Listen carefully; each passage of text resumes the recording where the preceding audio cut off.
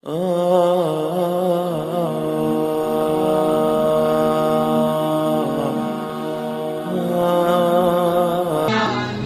عثمان نے کہا آج کے بعد ریاست مدینہ میں، مدینہ منورہ کے اندر اور امت مسلمہ کے اندر مجھے کسی گھر میں شطرنج کے آلات نظر نہ آئے۔ شطرنج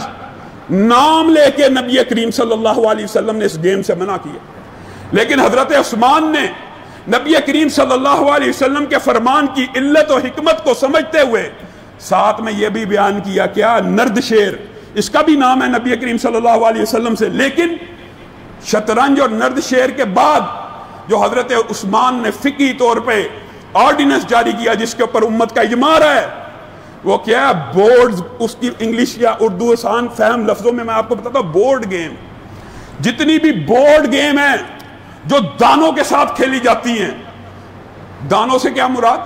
پانسا، جس کو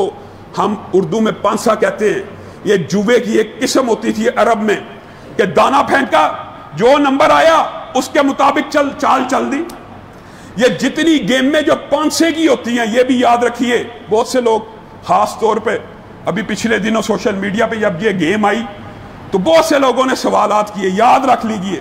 ہر وہ گیم، ہر وہ بورڈ گیم جس کے اندر انسان کی ذہنی استعداد ملوث نہ ہو، ساری کا سارا کھیل قسمت کے اوپر، دانے کے اوپر چھوڑا جائے، سارا کا سارا انحصار اس دانے اور پانسے کے اوپر ہو، انسان کی کوئی صلاحیت نہیں، انسان کی کوئی استعداد نہیں، جو پانسا پھینکے گا، جو نمبر آئے گا، اس میں کون سی صلاحیت ہے؟ اس نے اس نمبر کے مطابق عمل کرنا ہے۔ ایسی ہر گیم جس کے اندر سارے کا سارا انحصار لک قسمت پانسے کے اوپر ہو، یہ شریعت میں حرام ہے۔ وجہ کیا ہے؟ اس کے اندر انسان کی کوئی صلاحیت انوالو نہیں، اور جن دو گیموں میں صلاحیت انوالو ہے، شطرنج اور نرد شیر، اس کا نام لے کے منع کر دیا گیا، اس کی بھی علت موجود ہے، وقت کا ضیاع ہے، چاہے اس میں ذہن لگتا ہے، ذہن کھپتا ہے، مومن کو ذہن استعمال کرنے کی اجازت ہے، لیکن جن گیموں سے اللہ اور اس کے رسول اور اس کے صحابہ اور ان کے خلفاء آرڈیننس جاری کر کے منع کرے، آرڈیننس پتہ کیا تھا؟ حضرت عثمان کے سخت الفاظ اتنے حیا والے، نرم تھے، لیکن اس معاملے میں اتنی سختی کی، کہا میرا دل چاہتا ہے جس گھر کے اندر شطرنج ہو، نرد شیر ہو، بورڈ گیم ہو، جس گھر کے اندر، میں عثمان اپنے سپاہیوں کو، اپنے اہلکاروں کو حکم دوں کہ ان سب گھروں کو آگ لگا دیں۔ لوگوں، ان سب گھروں کو آگ لگا دی جائے۔ وجہ کیا ہے؟ یاد رکھیے، یہ جو پانسا ہوتا ہے نا، یہ جو لک کی گیم ہوتی ہے، یہ انسان کے لیے پہلا سٹیپ ہوتا ہے، قسمت کے اوپر، لک کے اوپر، اور ماورائے یعنی توہم پرستی کی ابتدا، اور جوے کی پہلی سیڑھی یہ ہوتی ہے۔ ہر بندہ جو جوے میں مبتلا ہوتا ہے، اس کا پہلا سٹیپ یہی ہوتا ہے، دانے پہ انحصار۔ ہاں، نبی کریم صلی اللہ علیہ وسلم سے ہر وہ گیم کھیلنا نبی کریم صلی اللہ علیہ وسلم کی طرف سے اجازت ہے جس میں بندہ مومن کی جسمانی ورزش ہو رہی ہے، بندہ مومن دوڑ رہا ہے، بھاگ رہا ہے، چاقو چبند رہ رہا ہے، پھر رہا ہے، گھوم رہا ہے، لیکن ان گیموں کے اندر بھی اصول شریعت وہی ہے، بے حجابی نہیں ہونی چاہیے، بے پردگی نہیں ہونی چاہیے، ستر ننگا نہیں ہونا چاہیے،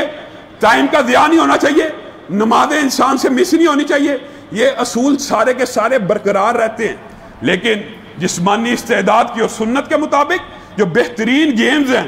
بات آئی ہے تو اس کو بھی بیان کرتے ہیں، بہترین کھیلیں جو نبی کریم صلی اللہ علیہ وسلم کو پسند ہیں اور جن کو کھیلنا بھی ثواب ہے، ان میں ایک دوڑ ہے، بھاگنا، دوڑنا، ایک گھڑ سواری ہے، تیراکی ہے، نیزہ بازی ہے، نشانے بازی ہے، ہر وہ گیم جو انسان کی جیومیٹری سیدھی کرے۔ جیومیٹری سے کیا مراد؟ انسان کے اینگلز، انسان کی صلاحیت نشانے کی سیدھی کرے، وہ ساری گیمیں جائز ہیں، باقی علتیں وہی ہیں بشرط اس میں جوا نہ ہو۔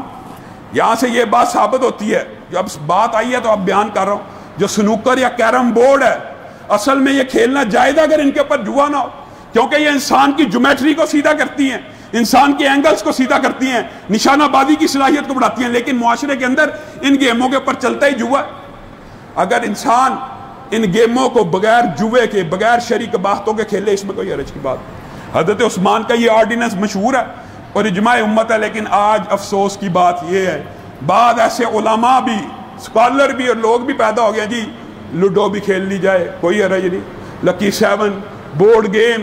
ہر گیم جس کے اندر دانا انوالو ہے آج کے بعد آپ نے اپنے گھروں سے نکال دینی. حضرت عثمان کا یہ آرڈیننس ہے, اور یہ آرڈیننس ان کا ذاتی نہیں ہے, نبی کریم صلی اللہ علیہ وسلم کے فرامین کو نوٹ کر کے اخذ کر کے انہوں نے یہ مسئلہ نکالا.